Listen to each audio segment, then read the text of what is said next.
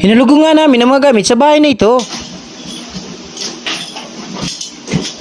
Maaga nitong Lunes, may tumawag sa atin na nagmamakaawa. Agad ako lang madalit nagtungo sa lugar ayon sa pangangailangan ng cooler. Arminta. Pagdating ko sa lugar, hindi naman pala si Ma'am Josephine Arminta yung magpaparescue. Si Ma'am Gina pala ang magpaparescue dahil pinasok ng napakahabang ahas. Kasi tumawag. Hindi naman Josephine yun eh. Lugar, di ko inabutan si Ma'am Gina Baclao. So ito lang si Sir ang interview natin. Sir, kailan ulit Sir nakita yung ahas? Kagabi. Kaya agad-agad silang tumakbo at naganap ng pwedeng pangontra daw sa ahas para itaboy ito. Ang tanong, tatalog kayo itong oregano? Ang tanong dito, mabisa kayong pangtaboy ito ng ahas? Panoorin po hanggang dulo nang malaman natin. Sila dito ng dahon ng Oregano. oregano. Dahil para, marami kasi yung naniniwala na yung oregano pangontra sa ahas. So anong ahas daw po yung nakita? Ang description, Mahaba. Yung sabi niya mahaba. Magkano po kahaba? Mga irang loler. Yung body niya parang may dilaw-dilaw daw. Parang, May maiksi yung ano niya, yung maiksi yung buntot or paliit. palit yata eh. Palit. So sana snake lang yun kasi pag cobra delikado.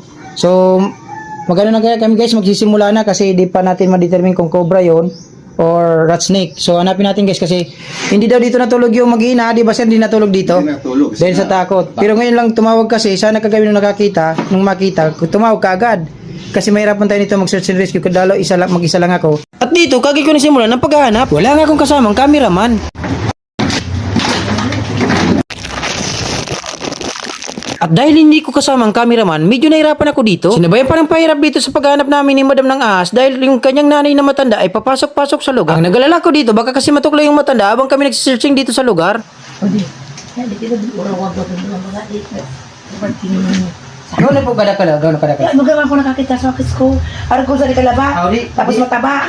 Bukay barang ya, sir, sa alita. Mataba na nag-yellow brown. Ayon sa kwento ni Madam, yellow brown daw yung nakitang mahabang ahas. Medyo nahirapan nga ako dito sa paghanap ng mahabang ahas dahil napakadaming gamit na halong kati. Sa puntong ito, medyo nahirapan kami ni Madam sa paghanap ng ahas. Imbis makapokus kami sa ahas, hinahanap namin muna yung wallet na hinanap ng kanyang nanay. Gantik ta. Alit ko sa kung saan nga Maria po. O, tiba dyan sa dyan sa igda niya mismong katre. Diba diyan na naman sarala man naman instruction san. Dan nga isang ko di ade di ko makay paniluan na ya. Di ade kita na wala man diala sa rin. Wala naman po. Nakikita mo po baga. Sa kadagkalo pati sa nakita nyo. Nakilo daw. Ano ba Tapos kung matal alerto ni sip sa mata. Di clear mo na de. Picture ko lang po. So, pero sumakat to hindi. So, Hindi ko pala. ako po, baba ko po. Ay, clear ka na. Clear na. Saka sir, mura di sir alas. Po. Ya, di okay na, tapi na lang dire ade. Sige po. Basta wala lubot, wala problema. Pen lubo to. Sige, clear, tagyari po. Balik mo po dito. Yung pagalo niya sa na-clear ka na. Sige.